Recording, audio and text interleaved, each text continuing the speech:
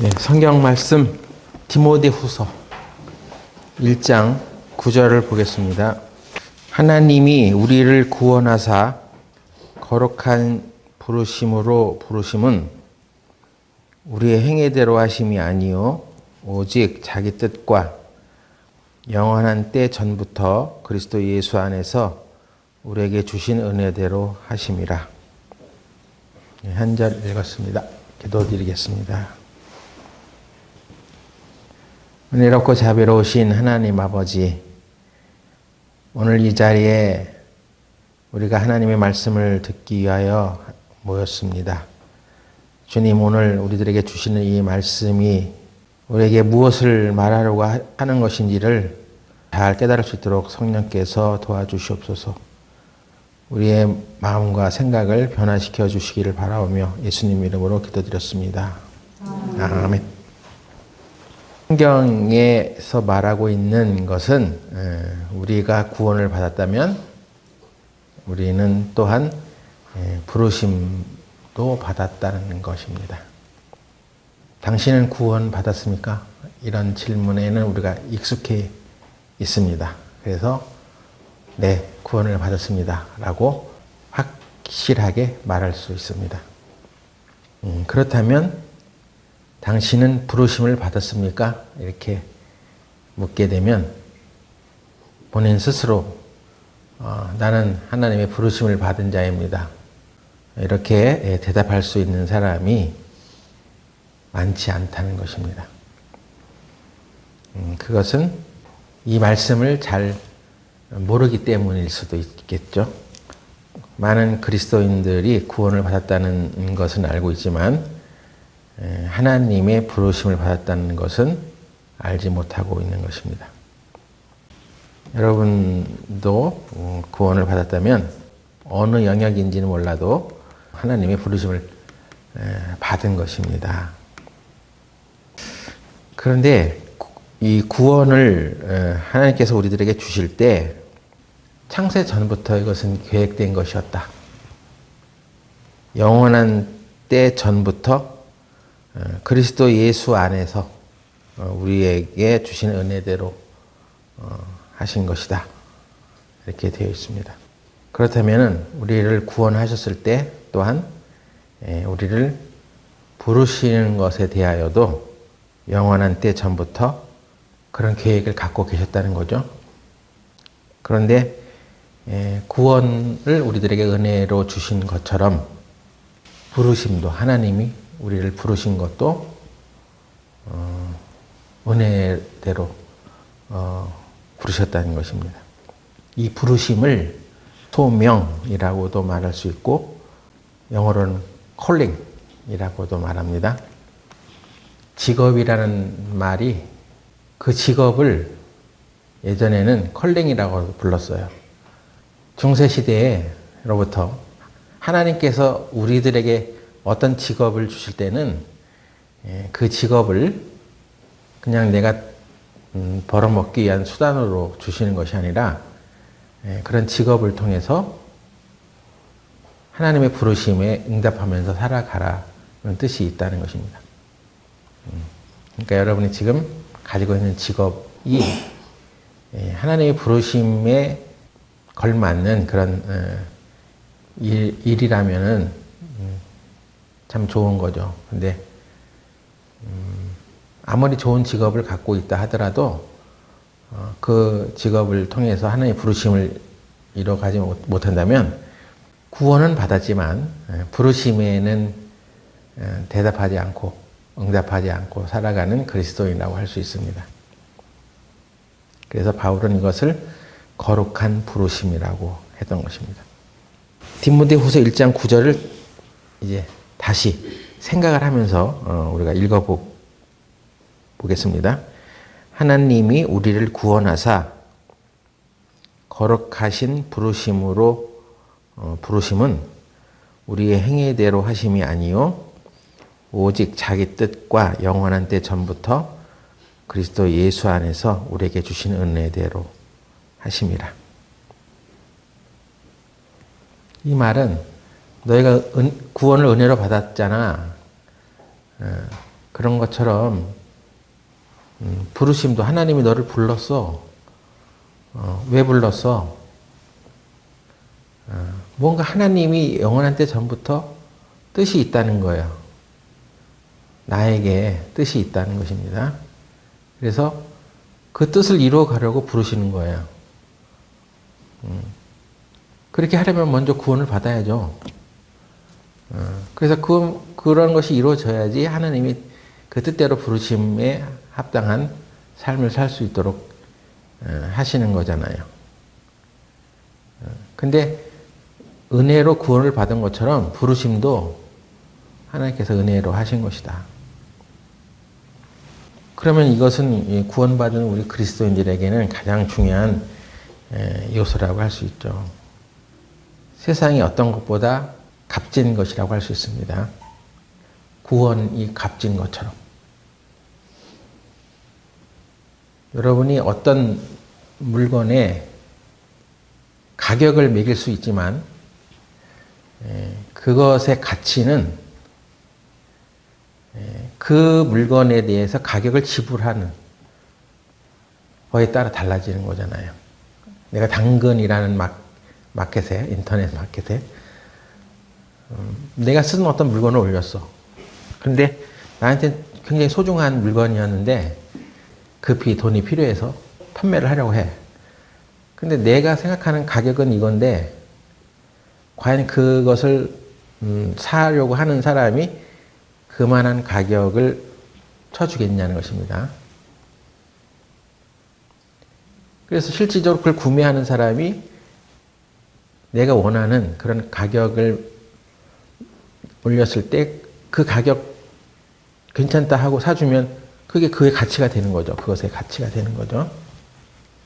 그런데 내가 받고 싶은 가격은 있지만 상대방 편에서 그걸 구매하는 자 입장에서 이건 이거밖에 안 돼 하고 가격을 낮추면 가치는 그거밖에 안 되는 거야. 그런데 구원이 우리들에게 중요합니다. 왜냐하면 하나님께서 우리를 구원하시기 위해서 어떤 가격을 지불한 거죠.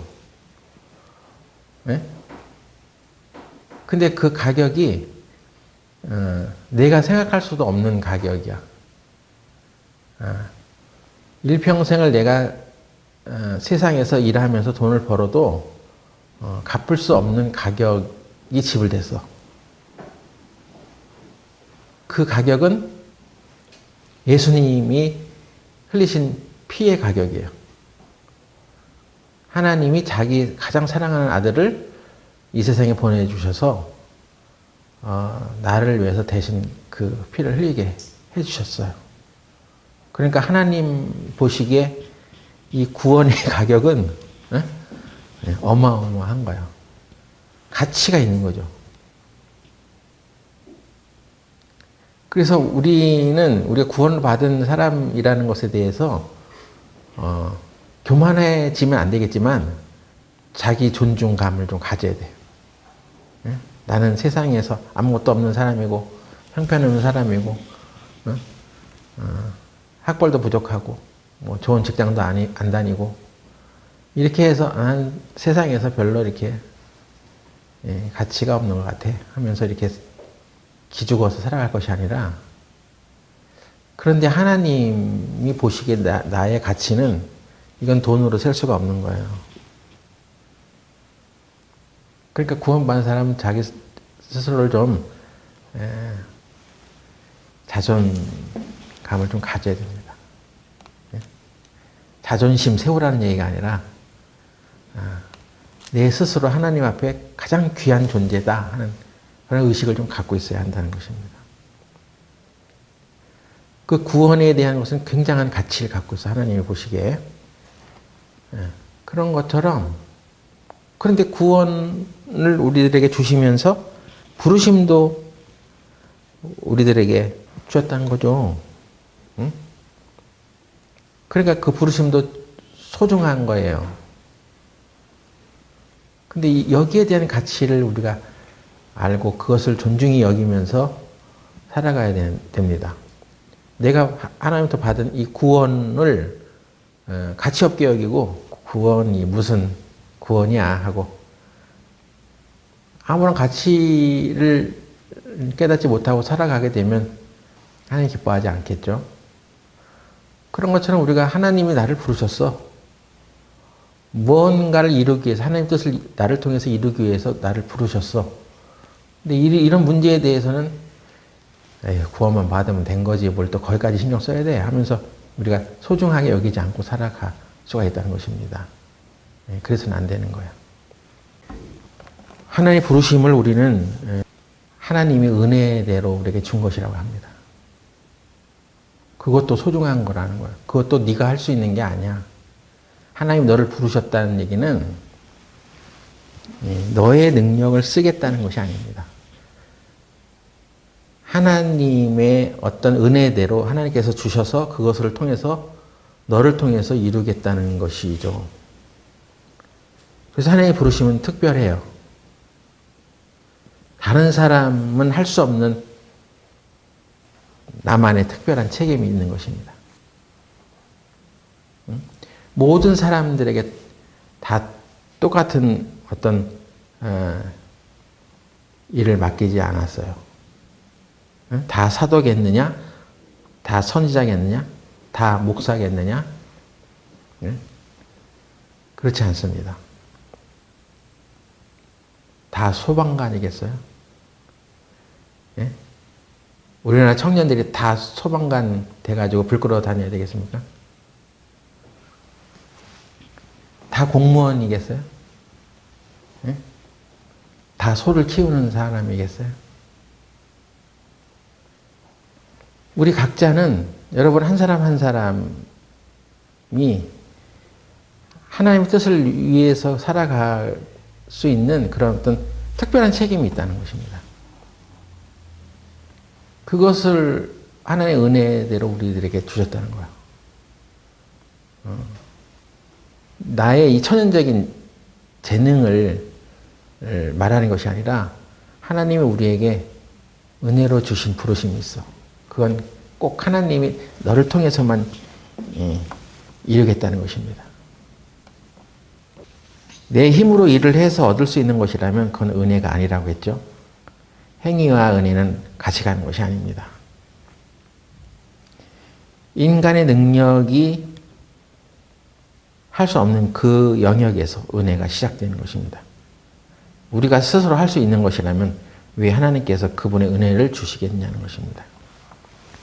내 자신의 능력이 아닌 하나님의 은혜로 그 일조차 이루려고 하시는 것입니다. 구원도 은혜로 주고 하나님께서 나를 통해서 부르셔서 그 부르심을 이루어가는 것도 하나님의 은혜로 해 나가시겠다는 것입니다. 그러니까 신앙생활은 구원받는 것도 은혜로 받고 구원받고 난 이후에 살아가는 것도 은혜로 살아야 돼요. 그런데 우리는 은혜로 구원을 받고 그 뒤에는 이제 내 힘으로 살아가려고 합니다. 하나님의 부르심은 우리의 행위로 인하는 것이 아닙니다. 그래서 우리가 할 수 있는 것도 아닙니다. 우리 힘으로 할 수 있는 것이 아니라는 거죠. 그런데 그리스도 안에 있는 사람들은 두 가지 길을 가게 됩니다. 여러분도 차든지 덥든지 하는 거예요. 중간은 없어. 네? 중간에 낀 사람은 주로 이제 안전 쪽으로 낀 사람이야.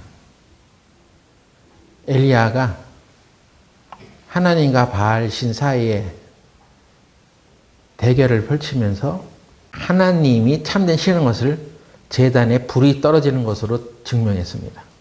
그렇게 하는 신이 진짜 신이다. 그래서 하늘에서 불을 내려서 그 제단을 태웠습니다.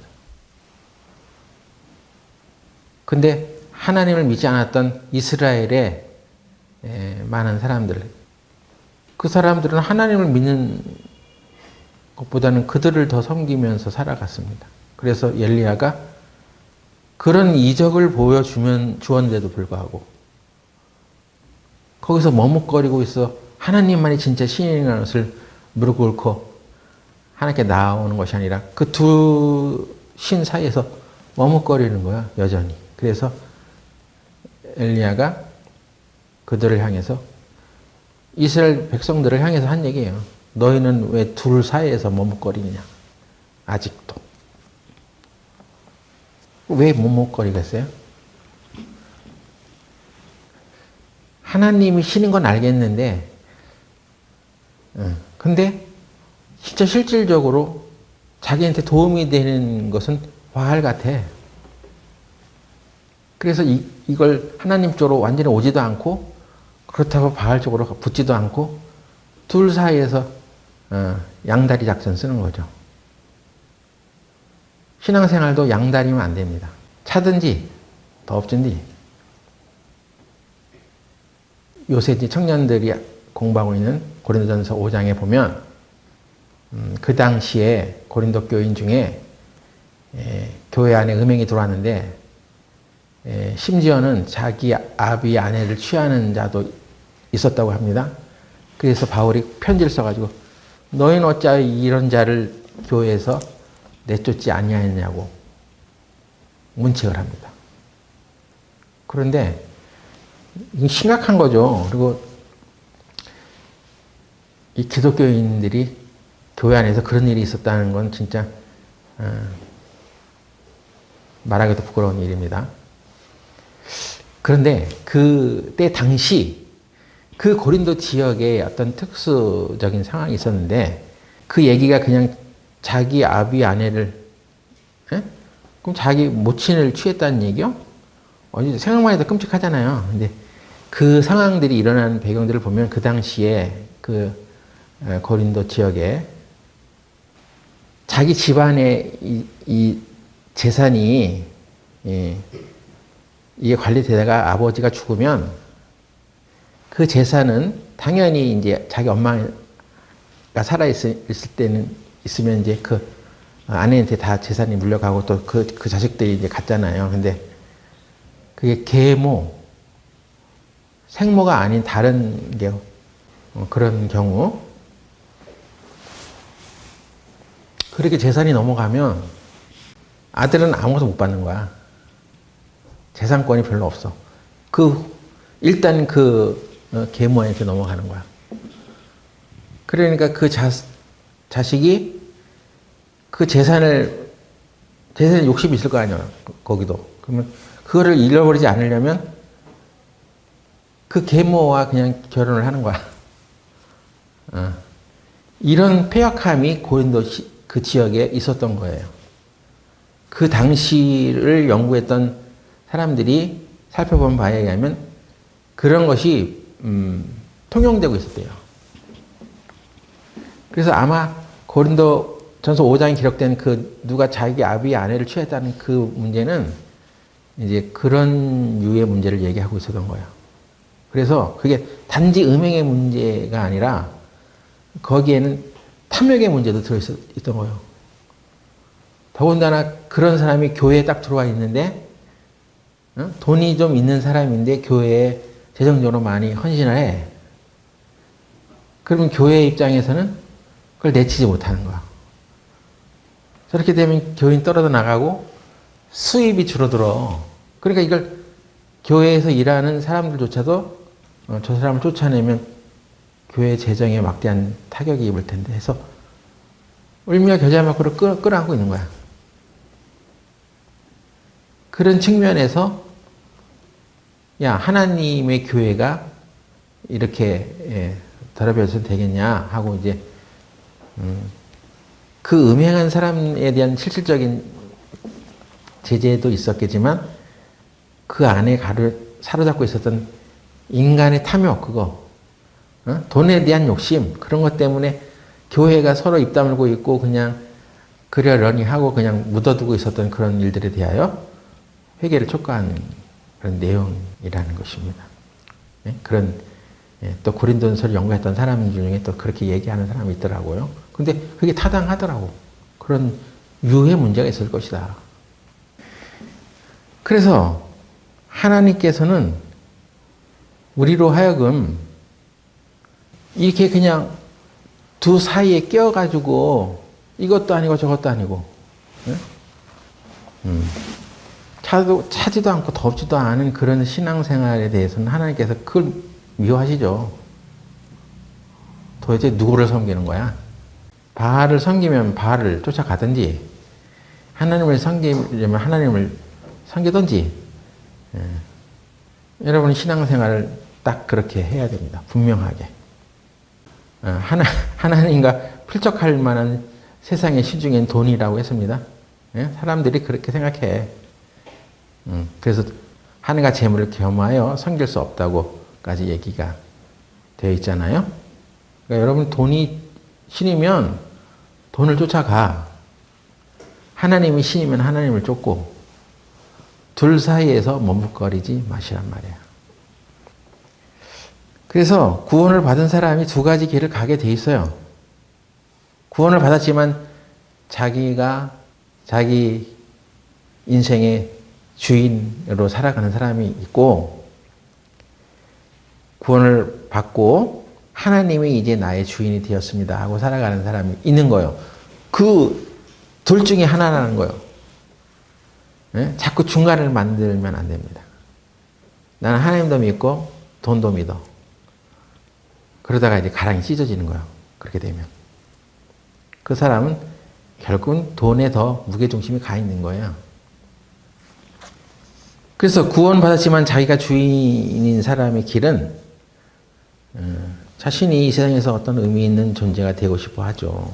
그래서 일반적인 길을 갑니다. 교육을 받고 대학도 졸업하고 학력을 쌓고 학벌을 쌓고 열심히 일하죠. 그래서 세상에서 무언가가 됩니다. 세상에서 열심히 사는 사람은 세상에서 무언가 되는 거예요. 응? 여러분이 세상에서 무언가 되려면 열심히 사세요. 그렇게 안 사니까 아무것도 아닌 거지. 그래서 이제 벌써 40대 되면 이제 동네 폐휴지 주스로 다녀야 되는 사람이 될 수도 있는 거예요. 일 안 해가지고. 누구 탓을 해? 자기가 일하기 싫어서 게을러서 그렇게 살아간 대가인데. 세상에서 무언가 되려면 열심히 살아야죠. 열심히 일하고, 교육도 열심히 받고, 이렇게 해야죠. 그런데 그것이 하나님께서 그 사람에게 맡겨준 또는 어떤 부르심의 삶이 되겠냐는 거예요. 그렇진 않잖아요. 분명 그렇지 않다는 것을 우리가 알잖아요. 근데 또 한 사람은 내 길을 가는 것이 아니라 나를 구원하신 주님 앞에 하나님, 당신의 뜻이 무엇입니까? 나를 통해서 이루소서. 그것이 꼭 내 직업일 수도 있고, 만약에 그 직업이 타당치 않으면 하나님께서 그를 다른 영역으로 또 옮겨 주실 것입니다. 그러나 내가 지금 하고 있는 일이 하나님이 나를 부르시는 일들을 이루어가는 그런 과정들이 되길 바랍니다 하고, 어떤 일과 어떤 직업을 갖고 있든 간에 거기서 하나님의 뜻을 찾아가는 사람이 있습니다. 그걸 찾은 사람은 휴지를 줍든 무슨 상관이에요. 고물상에 일하는 데서 일하든 무슨 상관이에요. 예?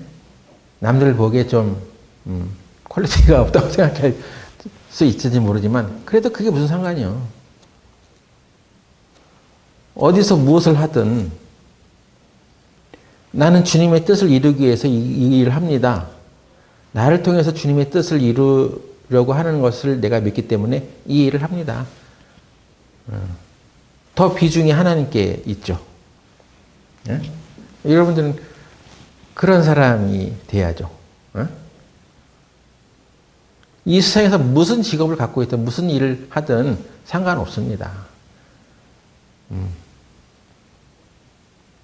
저는 이 교회가 형성이 되면서 하나님의 복음을 전하는 일을 해야 되겠다 하고 직장을 그만두고 어디 뭐 아르바이트하고 막 이렇게 다녔어. 저도 전혀 부끄럽지 않았어요. 이건 내 본업이 아니기 때문에 나는 이 일을 빨리 끝나고 나서 빨리 교회 가서 하나님의 말씀을 가르치고 상담을 하고 그런 일에 쓰임 받기를 원했기 때문에 무엇을 하든 난 상관없었어요. 무슨 허드렛 일을 해도 전혀 창피하지 않았습니다. 리빙스턴이라는 사람 아시죠? 네? 그 영국 출신의 의사인데 아프리카 가서 선교를 한 사람입니다. 근데 리빙스턴에게는 다른 형제가 또 있었는데 그 사람도 의사였대요. 한 사람은 하나님께 영광을 돌리기 위해서 하나님의 뜻을 이루기 위해서 의사라는 직업을 아프리카에 가서 그 환자들을 돌면서 선교를 하라고 하신 그 뜻을 발견하고 거기 가서 이렇게 살았어. 또한 리빙스턴의 형제 중에 또 한 의사는 그렇게 살아가는 동생을 바라보면서 어리석은 선택을 했군. 나는 이 세상에서 훌륭한 의사가 돼야지 하고 그 사람은 자기 길을 갔어. 그 길의 결과는 분명히 다른 것입니다. 영원한 하나님의 나라에 가서는 그 사람은 구원도 못 받고 그랬으면 지옥 가는 거고 설사 구원을 받았다 하더라도 그 사람의 삶에 대해서는 근데 너는 구원을 하나님께 은혜를 주었어. 또 부르심도 줬는데 너는 그 부르심이 어떻게 살아왔어? 거기에 대해서 우리는 한마디 할 수 없는 그런 사람이 될 수도 있는 거 아니겠어요? 하나님이 자기의 뜻을 이루기 위해서 하나님이 부르신 그 부르심을 위해서 살아갔던 사람들은 결과가 다른 것입니다. 그럼 하나님이 나를 어떤 영역에서 어떤 일을 하라고 부르셨는지 알려면 어떻게 해야 되겠습니까? 그냥 어떻게 살다 보면 뭐가 하고 싶은 것이 생각나겠지. 이게 막 살면 안 된단 말이에요. 하나님이 나를 부르신 그 부르심의 온전한 것들을 발견해 가는 과정은 성경에 분명히 나와 있습니다. 로마서 12장 1절 보세요.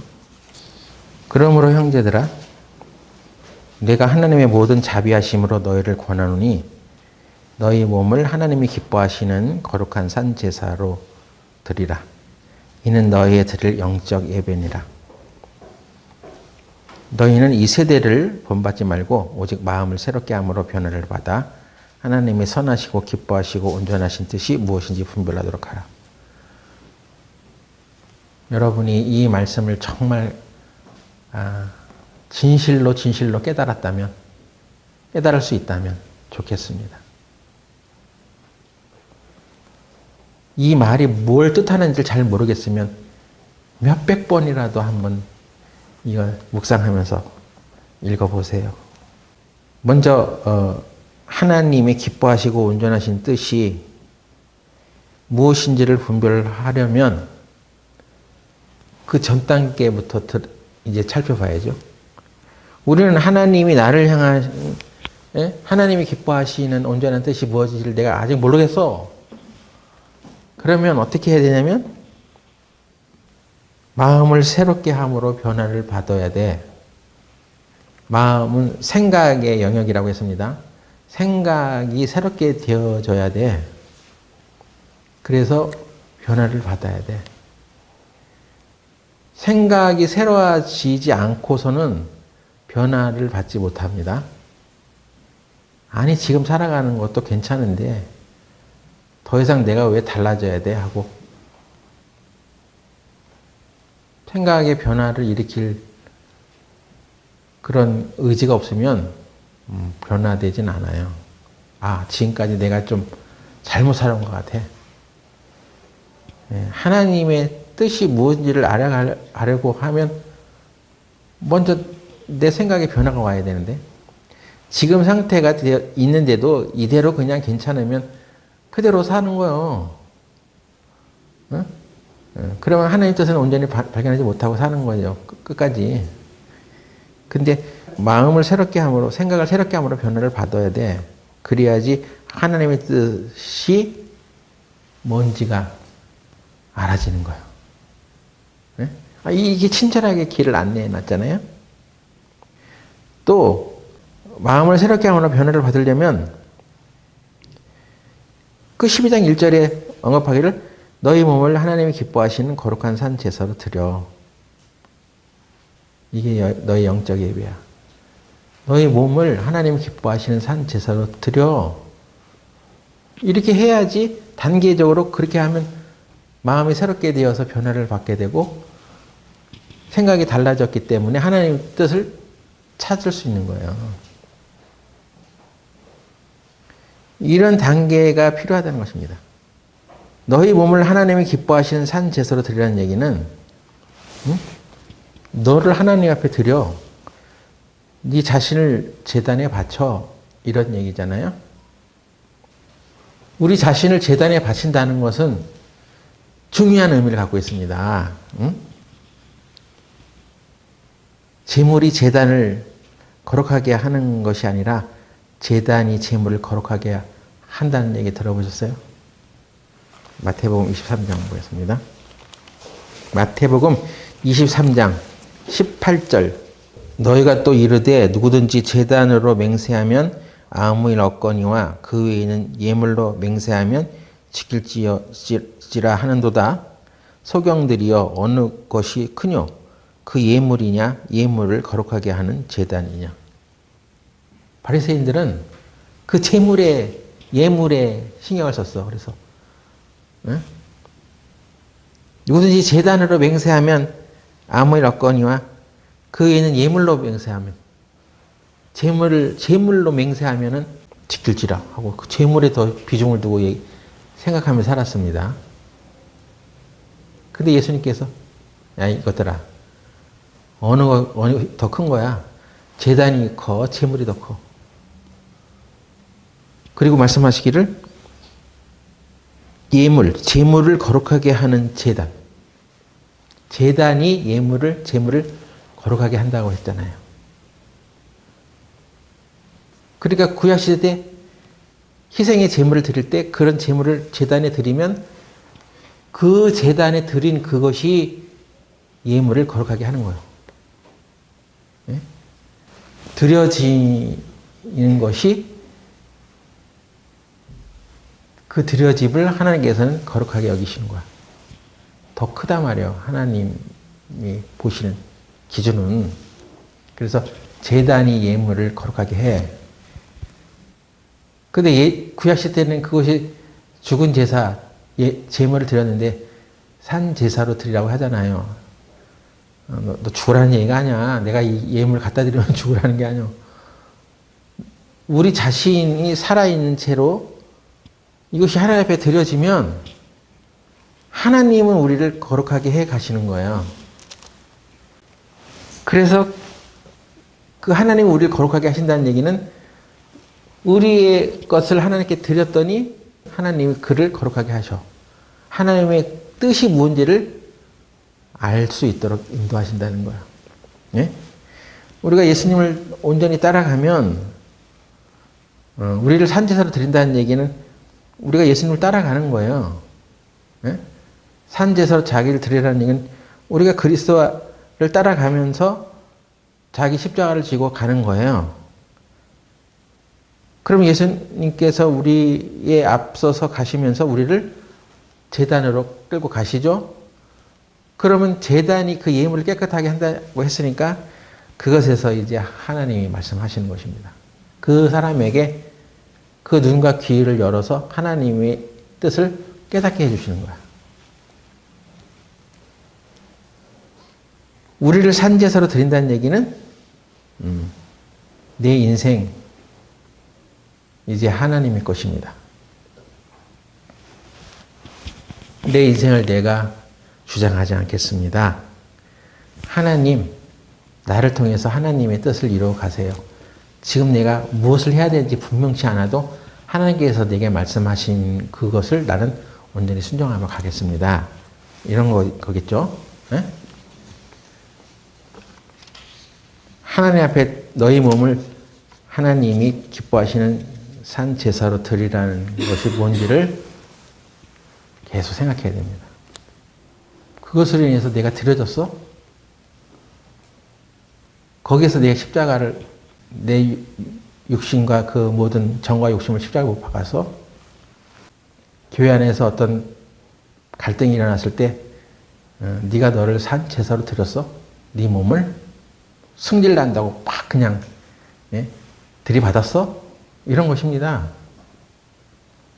산 제사로 드리라, 너의 몸을 거룩한 산 제사로 드리라고 하는 것을 뭘 어떻게 생각했는지 실제 생활에서는 아무것도 일어나지 않아.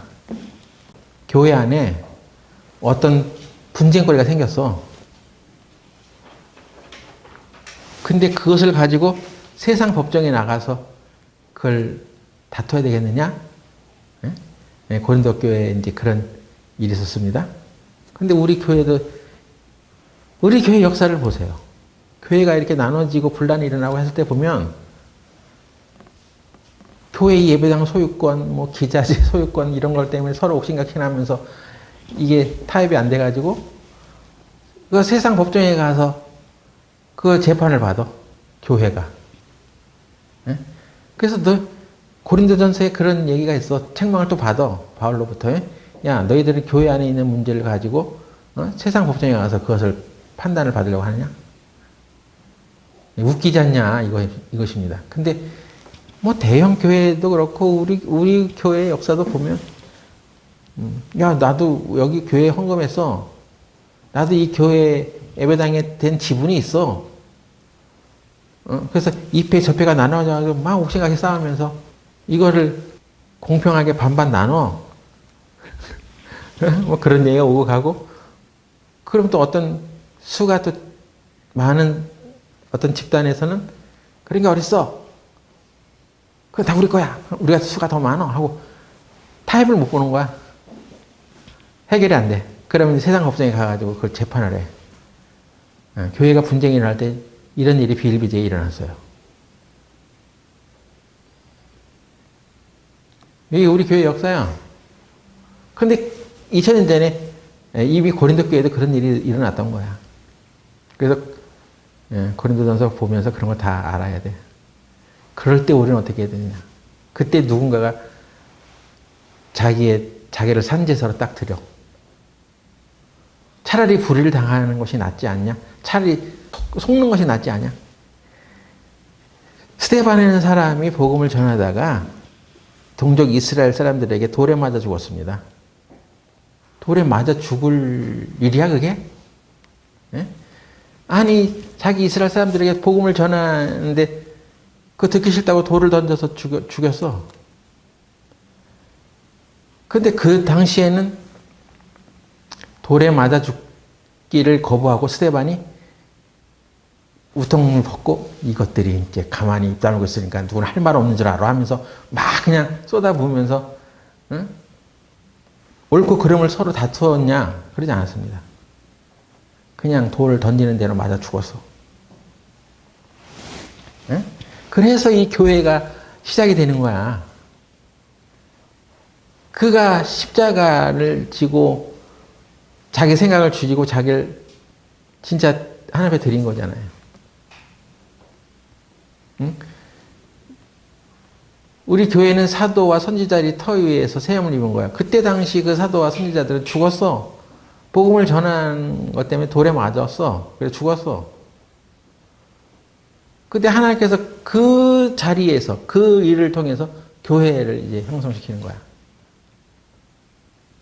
그때 그 스데반이 돌 맞아 죽을 때 바울이 옆에서 자기가 돌을 던지진 않았지만 돌을 던지는 사람들의 겉옷을 맡아 가지고 있으면서 그것이 타당하다고 생각했던 사람이에요. 그래서 아마 바울이 자기를 죄인의 괴수라고 얘기하면서 살아갔는데 스데반이 자기 눈앞에서 죽어가는 그 모습을 보았으니까 자기 인생의 끝까지 그것이 따라다녔겠죠.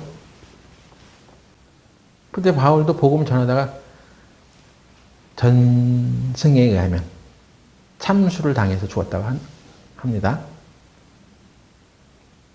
목이 잘려서 죽었다는 거예요. 근데 바울이 그렇게 죽을 만한 죄를 저질렀냐고.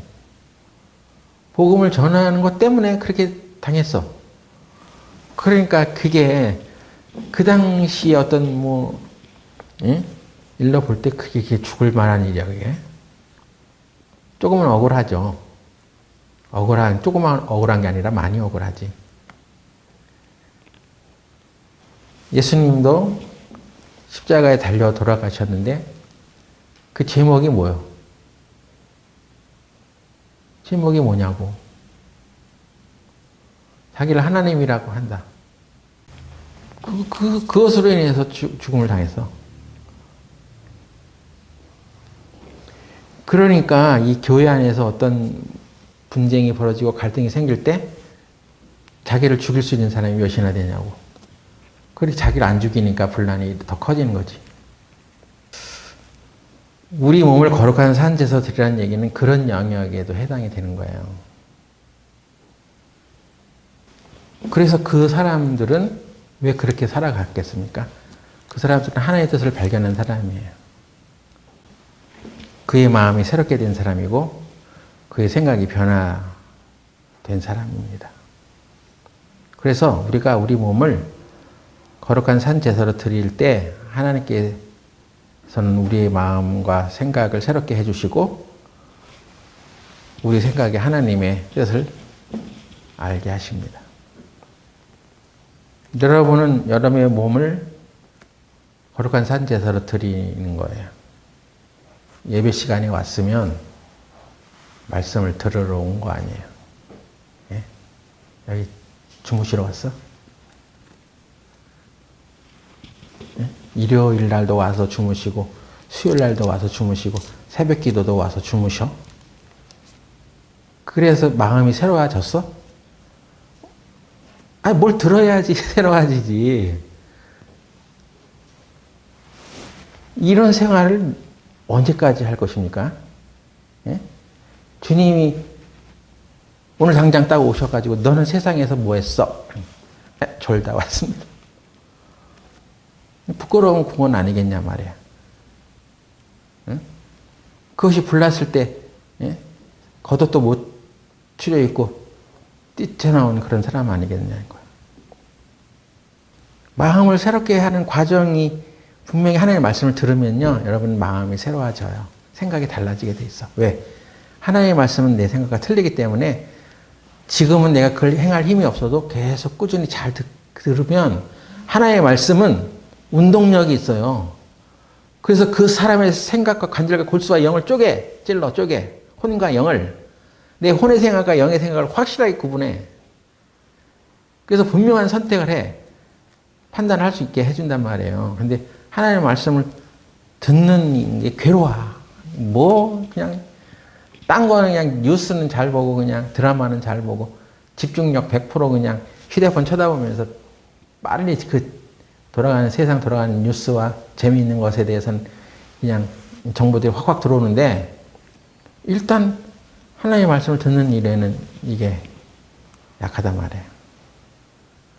그러면 생각이 바뀌어지지 않아. 지금 내가 달라져야 되는, 변화가 돼야 하는 어떤 영역에서 전혀 달라지가 않아. 그건 하나님의 말씀을 듣는 거에 실패한 거죠? 그 영적인 예배에 실패한 것입니다. 그런 것이. 그런데 어떻게 자기 부르심을 알겠어요? 아니, 구원을 어떻게 받았는지 모르겠어. 구원 받을 땐 그 구원의 말씀을 들을 때는 그냥 그땐 반짝하고 잘 들었나? 근데 왜 부르심에 대해서는 못 깨달아? 역시 우리들에게 주시는 그 은혜의 말씀을 듣는 일에 게을리하기 때문에 그렇습니다. 지금이라도 이런 걸 바꿔야 되겠다고 마음을 먹고 생각을 바꾸세요. 그리고 이 예배 시간에 하나님의 말씀을 듣는, 이 설교 시간에 하나님의 말씀 듣는 거는 꾸준히 내가 지금 잘못된 행동을 갖고 있으면 고쳐나가야 됩니다. 그걸 그렇게 해야지 하나님의 뜻을 아는 거지. 그냥 하나님의 뜻을 갑자기 그냥 알아져요? 그게 아니에요. 꾸준하게 하나님의 말씀 들으면서 내 잘못된 생각이 하나님의 말씀과 충돌을 일으키고 하나님의 말씀에 의해서 깎여져 가면서 내 생각이 교정이 되는 거예요. 그래서 하나님이 기뻐하시는 뜻을 찾게 돼 있어. 그래서 우리가 하나님의 기뻐하시는 뜻을 알아가는 것은 그런 과정을 겪어야 하는 것입니다. 우리의 몸을 거룩한 산제사로 드리면 예배 시간에 설교 듣는 것도 거룩한 산제사 중에 하나예요. 내 육신의 관심, 졸음 이런 것을 이겨내고 나를 하나님 앞에 드리는 거야. 내 몸을, 내 의식과 내 생각을 하나님 내가 지금 무슨 말씀을 드려야 됩니까? 하고 들어야 돼.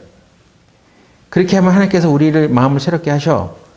새롭게 된 마음은 하나님의 뜻을 발견합니다. 그렇게 발견한 하나님의 뜻은 선하고 온전하고 하나님을 기쁘시게 합니다. 하나님의 뜻은 언제나 선해. 가장 좋아. 결코 나쁜 것을 주지 않으세요, 자녀들에게. 내가 하나님의 뜻을 온전히 찾으면 하나님은 선하고 온전하고 하나님을 기쁘시게 하는 선택을 할 수 있고 그쪽으로 갈 수 있도록 하나님께서 인도하신다는 거예요. 하나님을 그래서 신뢰하세요. 우리가 마음이 생각이 새롭게 되지 않으면 우리 하나님의 뜻을 찾을 수 없습니다. 하나님의 뜻, 하나님의 선하고 거룩하신 뜻, 하나님을 기쁘게 하는 뜻이 내게 있어. 그게 있지만 우리는 그걸 찾을 수가 없는 거예요. 자기의 몸을 거룩한 산제사로 드리지 않으면. 그러니까 하나님의 뜻과 거룩한 계획, 하나님의 기뻐하시는 뜻을 다 갖고 있는데도 불구하고 어떤 사람은 듣기에 실패해서 못 찾나. 하나님께서 은혜로 우리에게 구원을 주셨고 그 부르심도 은혜로 주시는데 우리 인간의 능력으로 할 수 없는 하나님의 능력으로만 할 수 있는 어떤 대단한 것들을 우리에게 지금 나를 통해서 이루려고 하시는데 나는 그냥 하나님 앞에 졸다가 가세요. 그냥 그렇게 하려면 찾지 않으려면. 그래서 하나님께서 우리가 하나님의 구원을 받고 하나님께서 우리를 부르셨을 때 우리가 구원을 받았다면 우리는 부르심을 받았다고 했죠. 그래서 우리가 하나님을 기쁘게 할 수 있는 어떤 것도 모든 것들도 우리가 받았기 때문에 하나님께서 우리를 부르신 거예요.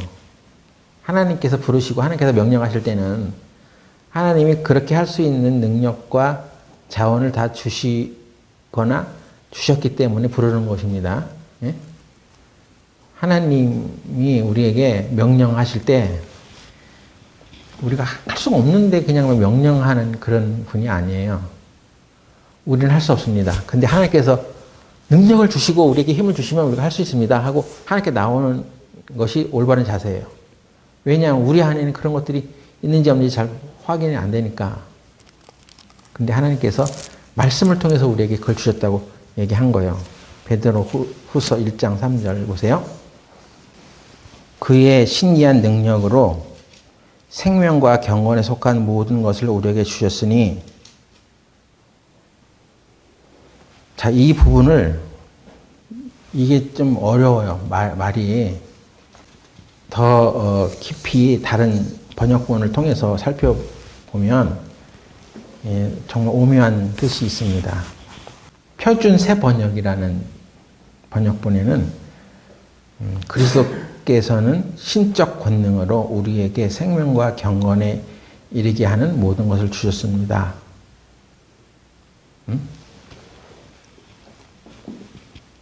이렇게 번역이 되어 있고, CEV 버전이라고 해서 Contemporary English 버전, 현대 영어 성경에는 우리에게는 하나님을 기쁘시게 하는 삶을 사는데 필요한 모든 것이 있습니다. 네, 이렇게 번역이 되어 있어. AMP 번역본, Amplified Bible이라고 있어요. 그 버전에는 역동적인 삶과 경건에 필요한 모든 것을 우리에게 부여하셨습니다. 이렇게 번역이 되어 있어요. 그래서 우리가 진실하게 선한 삶을 살 수 있도록 하는 필요한 모든 것이 주어져 있습니다. 왜 그게 뭐냐는 거예요. 베드로후서 1장 4절에 계속 보면 이로써 그 보배롭고 지극히 큰 약속을 우리에게 주사 이 약속으로 말미암아 너희로 정욕을 인하여 세상에서 썩어질 것을 피하여 신의 성품에 참여하는 자가 되게 하려 하셨으니, 하나님의 성품에 참여하는 자가 되게 하셨다. 그러니까 하나님의 성품이 우리 안에 들어왔다는 것입니다.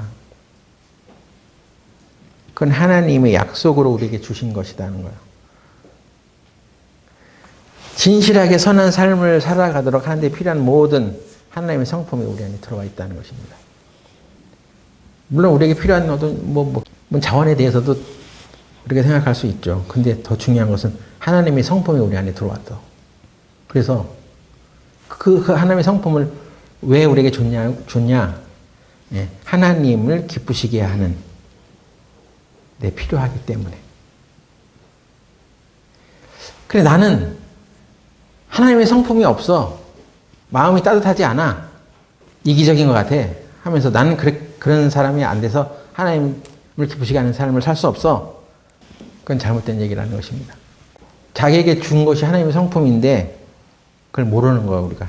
1장 3절에 다시 보면 자기의 영광과 이는 자기의 영광과 덕으로서 우리를 부르신 자를 알므로 말미암음이라.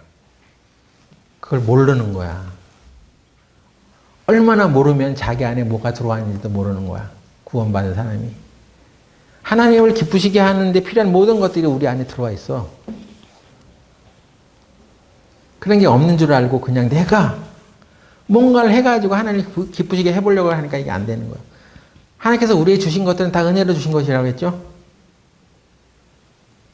그래서 하나님께서 우리에게 주신 것을 알고 그것을 베풀면 되는 거야. 그런데 나한테 그게 없다고 생각하기 때문에 이게 안 되는 것입니다. 그렇게 생각을 안 하는 거야. 그런 것이 하나님의 성품이 우리 안에 들어와 있다는 것조차도 모르는 거야. 표준 세번역에 다시 보면 그리스도께서는 신적 권능으로 우리에게 생명과 경건에 이르게 하는 모든 것을 주셨습니다. 그것은 우리가 자기의 영광과 덕으로서 우리를 불러주신 분을 알았기 때문입니다. 우리가 하나님께서 예수 그리스도를 통해서 우리를 불러주신 것을 알게 되면 아, 나에게 이런 게 있구나. 내가 없어서 못하는 게 아니구나 하는 것을 알게 되는 것입니다. 우리에게는 하나님을 기쁘시게 하는 삶을 사는 데 필요한 모든 것이 있습니다. 그래서 우리는 하나님의 성품에 참여하는 사람이 될 수 있습니다. 그런데 우리는 왜 지금 하나님 기쁘시게 하는 삶을 살지 못하는 것입니까? 뭘 봐도 그런 열매들이 안 나타나고 왜 그러는 거예요? 하나님의 말씀을 듣는데 이렇게 괴롭게 살아가고 그걸 들으려고 하지도 않고 듣는데 게을리하고 예배 시간에 딴짓하고 그걸 하나님이 기뻐하시겠어요? 아니 우리 마음이 새롭게 돼야지 뭘 하나님의 뜻을 발견하고 그 뜻을 쫓아서 우리가 살든지 말든지 할 거 아니에요. 그런데 전혀 이 교회 안에서 무슨 하나님의 말씀과 메시지가 선포되고 있는데도 불구하고 전혀 그냥 그 말씀이 자기를 새롭게 하지 못해. 그리고 또 하나님은 그런 하나님의 성품을 우리들에게 주셨다고 하는데도 그런 하나님의 성품이 안 나타나. 그래서 하나님께서는 우리들에게 그거 회개하고 하나님의 긍휼을 받아. 그리고 하나님의 은혜가 더욱 너를 주장하게 하라는 것입니다. 하나님이 우리에게 주신 것들을 알게 되니까 아 나도 그러면 그렇게 살 수 있구나 하고 이 자신감을 갖는데 이 쌩 없으니까 자기가 해보려고 하니까 자기 능력으로는 안 된다고 했죠. 하나님께서 주신 그 은혜대로 주신 것을 통해서 이렇게 하는 것과 자기가 쌩으로 하는 것과는 다른 거예요. 이 이슬람이라는 종교, 무슬림들 그들의 공통 조상인 아브라함 때부터 그 종교적인 배경을 갖고 있는데 이걸 분리해 나가기가 굉장히 복잡합니다. 아주 교묘하게 이게 섞여 있어. 성경에 있는 인물들을 다 인정하면서도 자기들의 조상이라고 해. 모세도 알고 아브라함도 알고 다 아는 그런 동일한 배경을 갖고 있는데 끄트머리에 가서 구원자가 마호메트냐 이제 예수냐 하고 갈라지는 거거든요. 근데 그들이 뭘 잘못 생각하고 있는지를 이게 분별하려면 이 처음부터 들어가가지고 거기서부터 분리해 놔야 돼. 얽히고 설켜서 이 무슬림이라는 종교를 갖고 있는 사람들에게 예수 그리스도가 증거되는 것은요, 굉장히 이 인간의 어떤 지혜로는 안 돼요. 잘. 가를 수가 없어. 그래서 그런 종교를 갖고 있는 사람들에게 복음을 어떻게 전하나 항상 고민하고 있었는데, 이 시리아 내전이라는 사태가 큰 교훈이 되었습니다. 이 무슬림들은 가족 공동체야. 그래서 그 중에 누가 뭐 다른 종교를 가지면 그건 출교지. 그 지역 동네에서 못 살아. 그리고 그 가족 공동체이기 때문에 그들이 이루는 그런 가족 단위의 그 어떤 공동 뭐가 있어. 힘이 있어. 그래서 그거 서로 의지하고 살아가면서 공동체적인 삶이 꽉 묶여 있어요. 그 공동체가 깨져야 돼. 어떻게 깨냐고. 시리아의 내전이 터져가지고 난민들이 생겨나기 시작했습니다. 그래서 주변 국가로 막 탈출하는 거야. 그래서 그 가족 공동체가 깨지니까 그들이 신세가 이제 처량해졌죠. 나라 없이 떠도는 그런 실향민의 난민들이 돼가지고 그때 되니까 이제 비로소 복음이 들어가는 거야. 하나님을 찾게 되고 진정한 구원자가 누구고 참된 신이 누군지를 그들이 발견하게 됐답니다. 그래서 이 세대의 마지막 전쟁이 무슬림들과의 이 하나님의 백성들과의 전쟁이 일어나는 것도 마찬가지 영역이에요. 그렇게 안 하면 그들에게 복음이 안 전해져. 그들은 큰 환난으로 들어갑니다. 하나님의 사랑은 그들을 어렵고 괴롭게 해서라도 하나님의 복음을 전해주는 거예요. 우리나라도 80년대, 70년대 가난하고 힘들고 그 뭐 광주 사태 막 일어나고 그러면서 백성들이 아주 피폐해지고 그랬을 때 복음이 더 많이 전해졌다는 거예요. 힘들고 괴로운 시대를 살던 사람들이 더 순수하게 복음을 받아들였어. 근데 지금 이제 먹고 살고 풍부해지고 그러니까 더 하나님을 안 찾는 경향이 있습니다. 하나님께서는 우리들에게 하나님의 은혜가 우리에게 어떻게 왔는지를 잘 생각하라고 합니다. 그리고 그 은혜가 항상 내 마음을 주장할 수 있도록 하라고 합니다. 하나님의 명령은 우리가 그것을 이룰 수 있는 것은 하나님의 은혜밖에 없다는 거예요. 하나님의 은혜가 우리를 주장할 때 그 하나님이 주신 명령을 우리가 이뤄가는 거야. 그냥 어거지로 몇 번 하고 마는 그게 아니에요. 하나님의 명령은. 하나님의 명령을 받음에도 불구하고 내가 그 은혜로 충만해졌을 때 그걸 무리 없이 해나갈 수 있는 거예요. 그건 하나님이 주신 능력이요. 그래서 여러분이 성령의 충만을 받아야 한다는 것입니다. 성령의 충만을 받으면 하나님 나라의 복음을 담대하게 전할 수 있어요. 성령이 우리 마음에 충만하지 않으면 그 입으로 담대하게 벌리지 못해. 전할 수가 없어. 그렇게 하려면 하나님이 우리가 하나님을 기쁘게 할 수 있는 그 모든 것이 우리 안에 들어와 있다는 것을 알고 자신감 있게 그 생활을 하려면 그거 있는 걸 알아야 돼, 우리가. 뭐를 알아? 뭐를 통해서 알게 됩니까? 하나님 말씀을 통해서 아는 거야. 하나님 말씀을 그래도 확인하고 살펴보고 그걸 연구하고 뒤져보고 찾아보고 이 말씀이 무엇을 뜻하는가 하는 것들을 생각해 보는 시간을 가져야지만 우리에게 이런 것이 있구나 그걸 아는 거죠. 사도행전 17장 11절 보세요. 베레아 사람은 데살로니가에 있는 사람보다 더 신사적이어서 간절한 마음으로 말씀을 받고 이것이 그러한가 하여 날마다 성경을 상고하므로 그 중에 믿는 사람이 많고. 바울이 데살로니가 지역에 또 베레아 지역에 가서 복음을 전할 때 특이한 현상을 발견한 거야. 베레아 사람들은 성품이 더 고결하다고 했습니다. 그들이 자연적인 성품이 고결했다는 것을 얘기하는 게 아니에요. 그들은 간절한 마음으로 하나님의 말씀을 받고 이렇게 졸거나 작업하지 않고 설교 시간에 딴짓하지 않고 하나님의 말씀을 들을 때 간절한 마음으로 그 말씀을 받아. 그리고 돌아가서 이 말씀이 과연 그런가 하고 날마다 성경을 상고하니까. 성경은 하나님의 말씀이죠. 그 하나님의 말씀이 그들 안에 있는 성품을 변화시켜 갔습니다. 그래서 그들의 성품이 더 고결해져 간 거예요. 하나님의 말씀을 그래서 집중적으로 잘 보는 사람들이 돼야 되는 것입니다. 성경은 하나님의 감동으로 된 것으로 하나님의 뜻에 맞는 거룩한 사람으로 교육하기에 유익하다고 했습니다. 성경을 그냥 봐주시고 들어주시면 안 돼. 계속해서 하나님의 말씀을 보고 있으면 그 말씀이 이 안에서 활동을 해. 여러분이 하나님의 말씀을 안 듣고 살아왔기 때문에 변화가 안 되는 것입니다.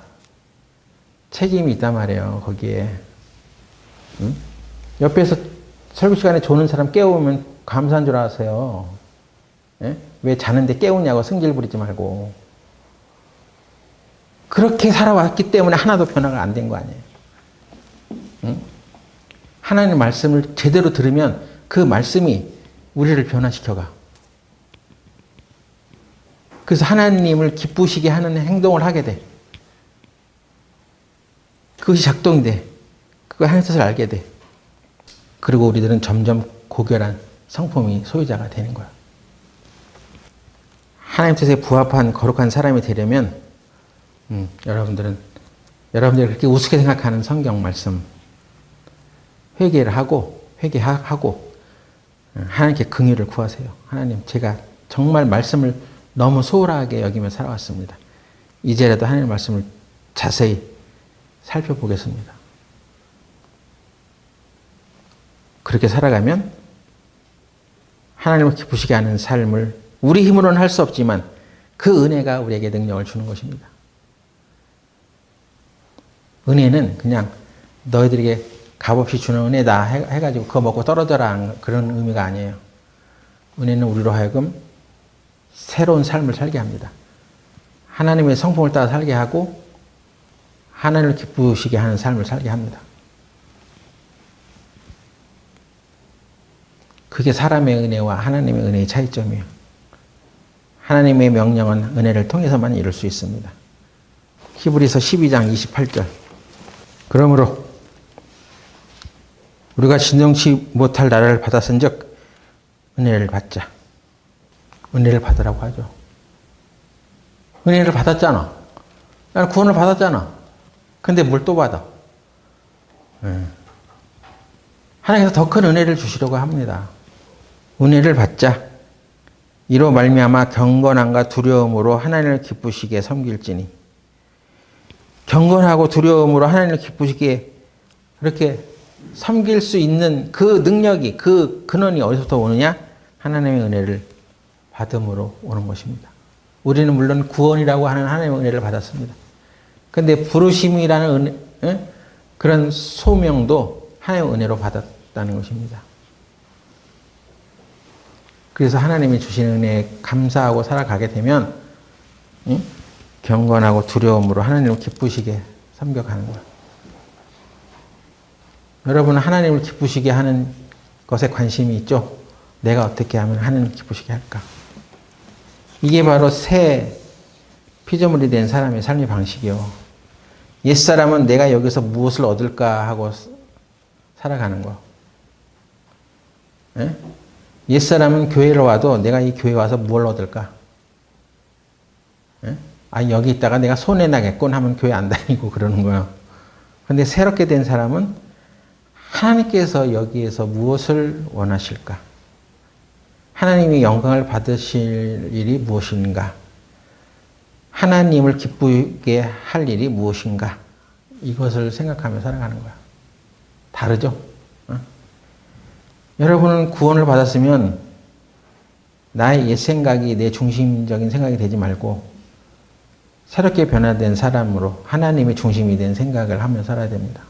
하나님이 나에게 무엇을 원하시나? 하나님은 어떤 것을 기뻐하시나? 네? 하나님께서 여기서 무엇을 받으실까? 얻으실까? 그렇지 않은 사람은 내가 이 교회에서 뭘 얻을까? 자기 위주로 살아가잖아. 그래서 자기가 손해될 것 같으면은 희생 안 하고, 교회를 소홀히 하고, 직분도 소홀히 하고, 항상 그렇게 자기가 얻을 것을 집중을 살아가잖아. 교회를 다니고 하나님을 믿는 그 삶의 방식이 내가 어디서 무엇을 얻을까요? 교회를 다녀도 내가 교회에서 무엇을 얻을까? 맨날 그 생각만 하고 있어. 근데 새롭게 된 사람은 내가 교회 안에서 내가 어떻게 희생해야 될까? 하나님이 무엇을 원하실까? 하나님이 어떻게 해야 영광을 얻으실까? 그것을 먼저 생각하며 살아가잖아요. 다 이것이 하나님이 우리에게 주시는 그 은혜를 망각하고 살기 때문에 우리가 그런 은혜를 받았음에도 불구하고 그 은혜의 열매들이 맺어지지 않는 것입니다. 하나님은 우리 자녀들에게 결코 나쁜 것을 주지 않으세요. 하나님을 믿으세요. 하나님의 하나님을 기쁘게 하는 삶을 추구하는 사람들의 결과는 반드시 풍성하게 베풀어 주십니다. 하나님을 기쁘시게 하는 것 중에 최고가 믿음이라고 했어요. 믿음이 없이는 기쁘시게 못하나니. 어떻게 해야 하나님이 기뻐하셔? 우리가 믿음을 가지고 살아가는 걸 제일 기뻐하셔. 믿음이 필요할 때는 다 후퇴하고, 믿음이 없어. 그런 건 이런 것 때문에 안 됩니다. 저런 것 때문에 안 됩니다. 자기 논리적인 생각만 있을 뿐이지, 그럼 하나님은 어떻게 하시는데? 하나님 우리에게 주신 것은 없어? 하나님은 우리에게 하나님을 기쁘게 하는 것들을 다 주셨다고 했는데 그런 게 없어. 하나도 없어. 그 모든 선택과 판단의 결정의 기준이 돈이야. 돈을 섬기는 거 아니야. 돈을 섬기든지 하나님을 섬기든지 둘 중에 하나 하라니까요. 하나님을 섬기는 사람은 믿음으로 행합니다. 왜 어떻게 그렇게 믿음으로 행할 수 있겠어요? 그의 마음에 하나님이 넘치도록 주신 그 은혜가 그 안에 주장되기 때문에 그렇습니다. 은혜를 받아야지 믿음도 생기는 거죠. 은혜를 얻어야지 뭐 하나님을 기쁘게 하든지 말든지 할 거 아니겠습니까? 모든 기쁨의 근거들을 하나님에게서 찾으셔야 됩니다. 그러면 하나님께서 우리 마음에 심어주신 그 소원을 이루어 주시는 거예요. 제가 옛날에 시편 37편 4절을 보면서 하나님께서 우리에게 소원을 주신다는 정도로만 해석했는데 하나님이 우리가 소원하는 것들을 주시는 것으로도 해석할 수 있더라고요. 진짜 맞춰야 돼요. 시편 37편 4절 이거 한 절 보고 마치자고요. 시편 37편 4절 또 여호와를 기뻐하라. 저가 네 마음의 소원을 이루어 주시리로다. 자, 여기는 여호와를 기쁘시게 하라는 얘기가 아닙니다. 하나님을 기뻐하라는 거예요. NIV 성경에는 네 자신을 주 안에서 기뻐하라. 너 기뻐? 이것입니다. 너 기뻐해? 너 하나님 안에서 기뻐해?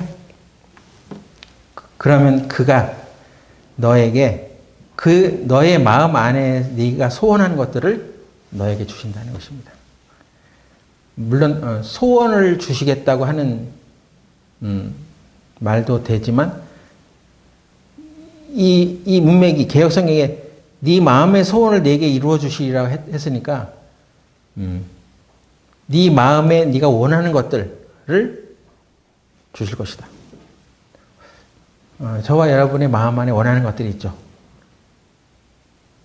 그것이 우리에게 주어졌으면 좋겠어요. 그게 무엇이든 간에 그렇게 하려면 내가 하나님을 기뻐해야 되는 거야. 이 모든 것이 하나님부터 온다는 것을 믿고 기뻐할 수 있어야 되는 거야. 표준 새 번역에는 기쁨은 오직 주님에게서 찾아라. 주께서 네 마음의 소원을 들어주신다. 우리의 진정한 기쁨은 주님에게서 찾으라는 것입니다. 주님에게서는 찾지 아니하고 다른 것들에서 자꾸 기쁨을 찾으려고 하기 때문에 소원은 우리가 원하는 것도 많지만 이루어지지 않아요. 한글 킹제임스 성경에 너는 또 주를 기뻐하라. 그분께서 네 마음에서 소원하는 것들을 내게 주시리라. 그러니까 하나님 우리가 기뻐하시게 하는 것보다 더 먼저는 하나님 기뻐하는 게 사실은 더 먼저죠. 우리가 하나님의 은혜를 잊고 거기에 감사하는 게 더 먼저죠. 그러면 그 뒤에 일들도 하나님이 주신 그 은혜로 그런 일들이 이루어져 가는 것입니다. 하나님이 일을 행하실 때 우리 마음에 소원을 두고 행하신다고 하셨잖아요. 그 소원들이 우리 안에 있어 다. 하나님, 이것이 하나님을 위해서 하나님을 기쁘시게 하는 소원이 되기를 원합니다 하고 하나님을 기뻐해. 응? 이 말씀 듣는 시간에 괴로워하지 말고, 응? 딴짓하지 말고, 집중해서 하나님 말씀을 찾고 성경을 봐. 집에서는 성경을 열심히 보고 집회에 와서는 하나님 말씀을 열심히 듣고 잘 듣고, 그래서 그 말씀에 주목해. 그러면 하나님의 은혜를 알게 되고 하나님을 기뻐하게 돼. 하나님 안에서만 기쁨이 있다는 것을 알게 돼. 그러면 우리 마음의 소원들을 주신다는 것입니다. 소원한 것들을. 소원을 주시기도 하셔. 근데 우리 마음에 소원한 것들, 그것을 이루고도 주셔. 이렇게 하나님께서 우리에게 구원도 은혜로 주시고 부르심의 소망도 우리에게 주셨는데, 여러분들이 하나님 나에게 은혜를 주셔서 이런 일을 나를 통해서 하려고 하시는구나 하고 그것을 좀 깨닫고 간증하는 여러분들이 되시기 바랍니다. 기도하고 마치겠습니다. 하나님, 오늘 우리는 하나님께서 우리에게 주신 것들에 대한 풍요로움을 살펴보았습니다. 또 하나님이 기뻐하시고 선하신 뜻을 우리가 어떻게 찾을 수 있는지도 살펴보았습니다. 주님, 우리 교회를 돌아보시고 우리의 연약함을 불쌍히 여겨 주시옵소서. 우리는 그동안 하나님의 말씀을 면밀하게 살펴야 되고 또 그 하나님의 말씀을 잘 들어야 한다는 교훈들을 수없이 받아왔음에도 불구하고 우리의 눈과 귀가 하나님의 말씀을 듣기를 게을리하고 소홀히 해왔습니다. 우리의 이 부족함을 주님께서 긍휼히 여겨주시고 우리가 더욱 은혜를 얻기 위하여 하나님께 나아가게 도와주시옵소서. 하나님의 은혜가 가득하고 하나님의 은혜가 주장되는 우리 교회 성도들이 되게 하여 주시옵소서. 예수님의 이름으로 기도드렸습니다. 아멘.